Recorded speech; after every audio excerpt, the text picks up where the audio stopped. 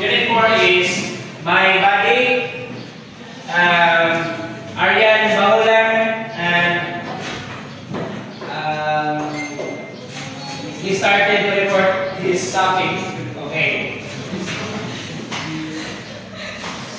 So he started his topic.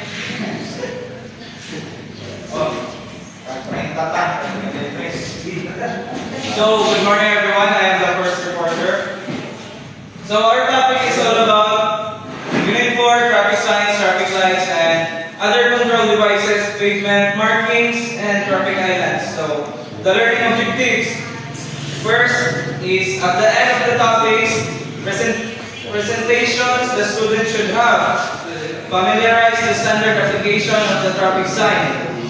The third one is apply the traffic sign functions by shapes, colors, signs, signals, and what they are used for. The last one is value the magnification of the image and symbols of traffic sign. So, what is traffic signs? It is a signal and vital elements of any road infrastructures, providing essential information, instructions, and warnings to drivers and pedestrians. So the evolution of standardized traffic signs and signals, the development of the universal traffic signs and signal can be traced back to early 20th century. So with the emergence of international organizations focused on road safety and traffic management, a milestone in the evolution, including international traffic signs. So as explained in the Vienna Convention, the system of signs and signals which it has prescribed based on the use of shapes and colors, characteristics on each class of sign, and whenever possible on the use of the graphic symbols rather than inscriptions, with a few exceptions, one which is the stop sign. So stop sign of the United States, this is basically sign shapes that are found in road, and with a red sign regulates the movement of turning and passing traffic regulations. Round black or round black yellow, a sign of warning that you are approaching a main road crossing. Or equilateral triangle red signs, a sign at the intersection directing drivers to yield. So, ano yung pulo ka sign? Napalay ko pa. H-shape octagonal red and white stop sign, the most popular and understandable sign by all types and colors. So, ang pinaka-popular is itong 8-sided octagonal red with red and white stop. Then triangle and red black sign approaching and danger zone will slope within road and others. So, in the Philippines, UN Convention on Road Signs and Signals. Okay, good morning everyone. Sir, good morning sir. We are the reporter of the Unit 4. The title is Traffic Signs, Traffic Lights, and Other Control Device.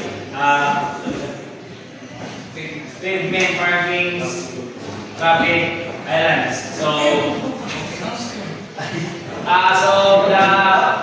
we start the reporting of the Unit 4, we would like to request everyone to stand up for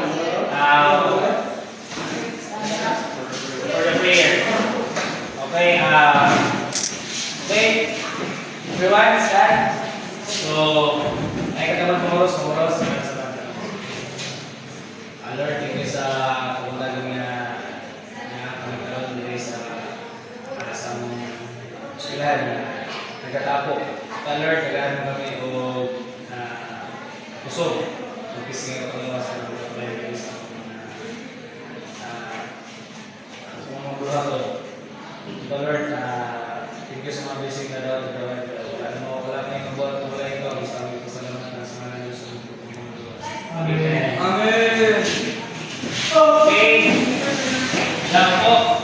Conventions, system of traffic signs, signals, markings, and symbols in central direction, and to adapt the same facilitate international road traffic and to increase road safety. So, standard application of traffic sign. It is essential that similar conditions should always be treated with same type of signs so that road users can readily anticipate the course of action. The effectiveness of a road signs depend on its meeting the following requirements with: it should fulfill a need, it should command attention. Traffic control devices should compel attention because if the road user is not compelled, any device becomes but valueless regardless of its other qualities. It should carry a simple message. Once attention is compelled, it is essential that a simple, clear meaning of be imparted at a glance for its meaning to confuse or lose the road user. The purpose of the device is lost. So it should be located that the motorist would have time to respond to its message. If the device is noticed and its message is clear, comfortable interval must that way the user responds easily. Space provided for is not hazard. It should command respect. No control device has value unless it commands the respect of the user. So,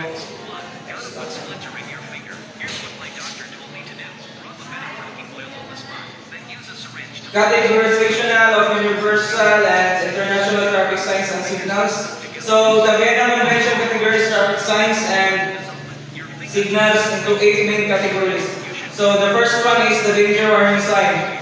So these signs alert drivers to potential hazard ahead such as sharp curves, steps, slopes, and slippery surface added from the yield signs, roundabout sign, prohibitory or restrictive signs. These signs prohibit certain actions or restricts certain types of vehicles such as speed limit signs, no parking signs, and no-entry signs. The fourth one is the mandatory sign. This sign indicates actions that drivers must take such as being left or right using headlights or paying a toll. The fifth one is information facilities or service signs.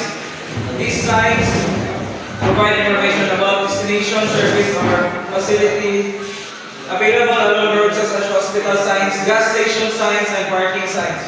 The sixth one is the direction, position, or indication signs. These signs guide drivers to their destination, providing information about distance, notes, and exits.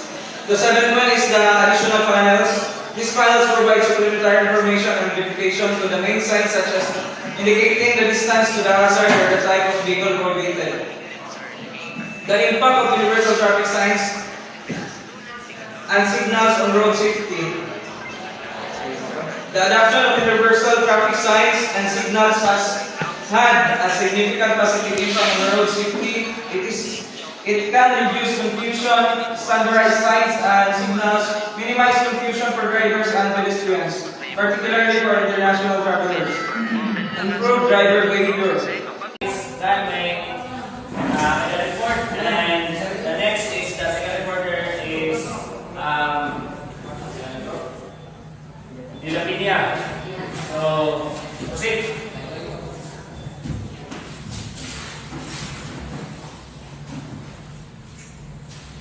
Okay, let's continue.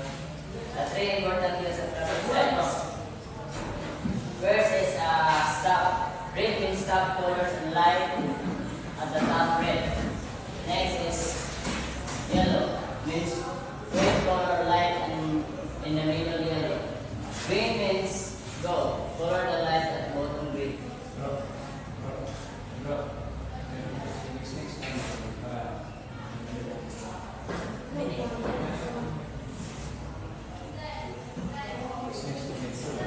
Passive operation. Let's turn your green. Pwede na mag-left turn kung sit o walang sit na walang gawang sa loob. One, passive operation. This sign are one left signal on green 3-section green signal. Number 2 is protected operation. These signs are left turn green. Arrow, Nalito, no left turn. 3 is protective passive operation. This sign are left turn green arrow, left turn yellow and green.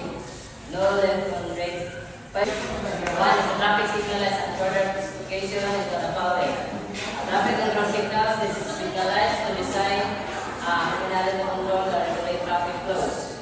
Second is special pedestrian signals. This signalize provide regulation to pedestrian like walk and do not walk. Do not walk. Signal lights. Train approach and gate signals. These are used to instruct the road. Rail instructions designed for motorists of any approaching train and the intersection. Number 4 is other special traffic signals. These are installed traffic ways where special regulations emphasize like yellow to vehicle coming from the left and other similar regulations. Next is used to visualize between light and street according to change of traffic demand. Number 2 is progressive system. These are signals that receive intersections along the entire time change from red to green and strict intervals, permitting a vehicle that maintains a constant speed to proceed without interruption under normal circumstances. Number 3 is